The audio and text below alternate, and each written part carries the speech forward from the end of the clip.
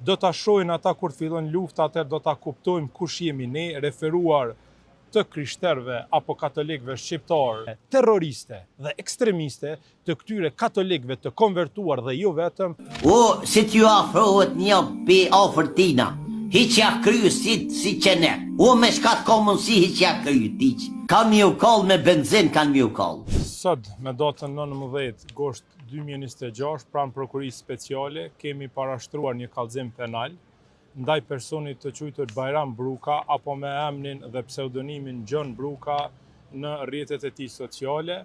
i cili me veprimet e tij, përkatësisht me deklarimet e tij, ka kryer veprën penale të nxitjes së përçarjes dhe mosdurimit e paraparë me Kodin Penal të Republikës Kosovës, sepse në vazhdimsi këtë vit, posaçërisht në videot të cilat janë publikuar në ditët e fundit, i njëjti ka përdorur një gjuhë jashtëzakonisht të rëndë, drejtuar përgjithësi të gjithë shqiptarëve të përkatësisë fetare islame, duke deklaruar me mllef dhe me emocion në komunikimet e tij të publike në kanalet në TikTok se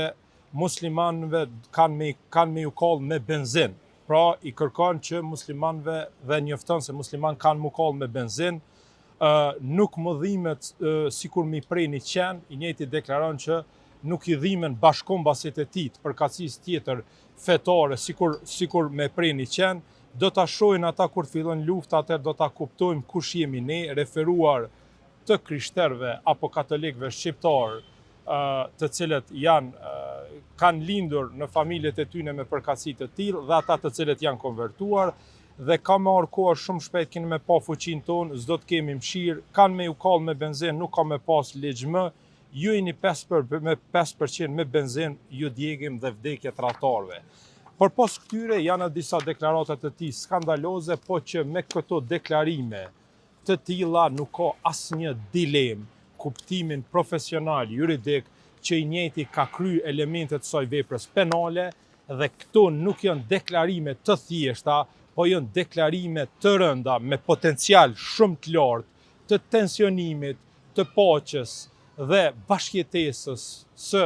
të gjitha komuniteteve fetare të kombësisë shqiptare, e që në këtë rast fatkeqësisht një kategori e ekstremistëve të konvertuar në të krishterë janë ata flamurtarët të cilët vazhdimisht vendosin benzin, një bashkëjetese, një paqe, një normaliteti i cili ka ekzistuar me dekada në mesin e shqiptarëve, veçanërisht Kosovë. Mendoj që dhe gjitha ekstremist të cilët janë antar të lëvizjes për rikthim dhe të cilët diskursit të cilëve nuk dënohet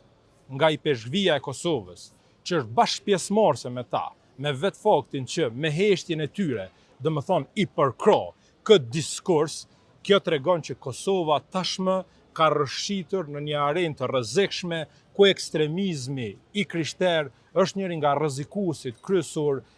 të paqes mes vetë popullit shqiptar. Atë që serbët nuk kanë arritur që ta bojnë me investime prej afro 9 dekadave, pra që të bëjnë përçarjen e shqiptarëve mbi baza fetare, janë duke tentuar që ta realizojnë këta ekstremistë të krishterë, shumica dhe të konvertuar në të krishterë, të cilët nuk dinë që të proklamojnë vlerat e besimit të tyre të krishterë në thirrjen e njerëzve, pasi që ekzistojmë në një vend demokratik që është e drejta tyre, po gjithmonë është në kërcënimin, në atakimin, në nxitjen e urrëties, në përbuzjen, në përdhosjen e vlerave të besimit islam dhe të popullit shqiptar musliman i cili është shumicë. Unë kërkoj dhe pres nga prokuria speciale që ti filloj hetimet me njëherë, ashtu si që ka obligim, sepse ne kemi dorëzuar videot si materiale dhe ka materiale të mjaftueshme të cilat vërtetojnë dhe provojnë inkriminimin e njëjtit për kryen e kësaj vepre dhe kërkojmë që pasi që ngritet akuzat të jepet një dënim meritor.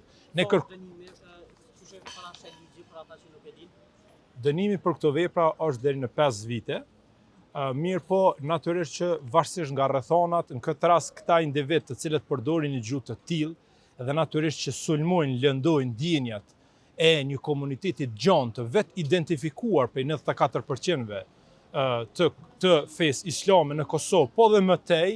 natyrisht që këto janë rrethana të rënda, të cilat prokuria duhet të ketë parasysh dhe gjykata duhet të ketë parasysh në instancë fundit se la ka vendimarrje mbi dënimin e tyre, po që prokuria duhet ta përgatisë akt akuzën dhe të marrë hetime në një kohë shumë më të shpejtë. Pra, ne kërkojmë që t'i shohim frytet e këtyre rasteve të cilat janë qartësisht kanë elemente inkriminuese, që përmes këtyre akt akuzave të ngritura,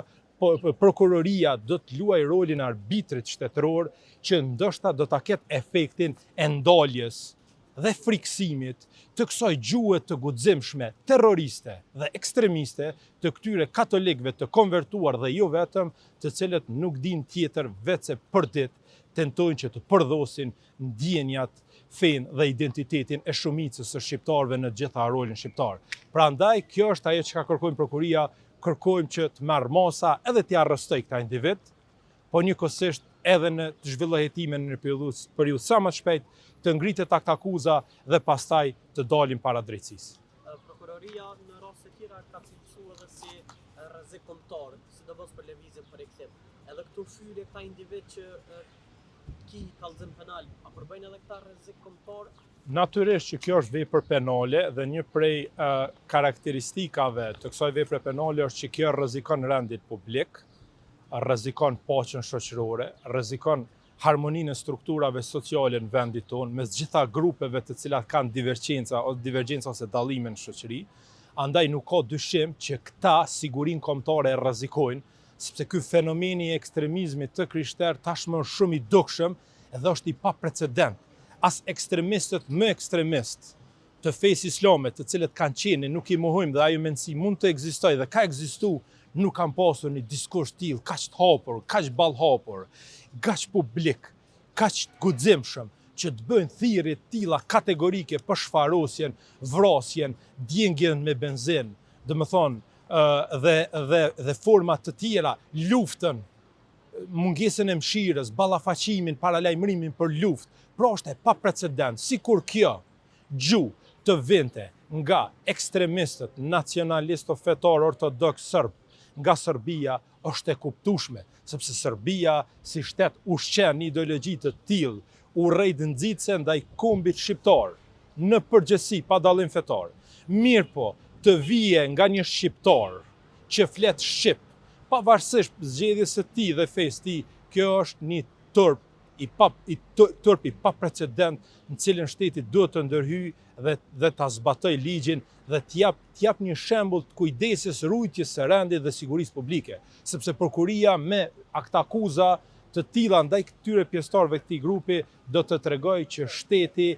tenton që ta ruajë sigurinë publike, rendin dhe sigurinë kombëtare dhe të mos cënohen nga individ të tillë, cilët deri më sot kanë metur në nivelin e gjuhës dhe diskursit kërcënues dhe paralajmërues në rrjetet sociale. Mirë, por në rast se kjo bëhet normalitet, kjo mund të devijojë dhe të kalojë në një stad tjetër që mund të ketë edhe pasoja fizike. E kjo pastaj përgjegjësia më e madhe në rast të agravimit ose kalimit në një stad tjetër është e institucioneve të drejtësisë, mas pari prokurisë, sepse çdo vonesë në hetime dhe në drejtsinë e vendosur, e cila është e pakontestueshme nga provat që i kemi dorëzuar, është përgjegjësia e tyre për pasojat cilat shkaktohen si rezultat i kësaj vonese.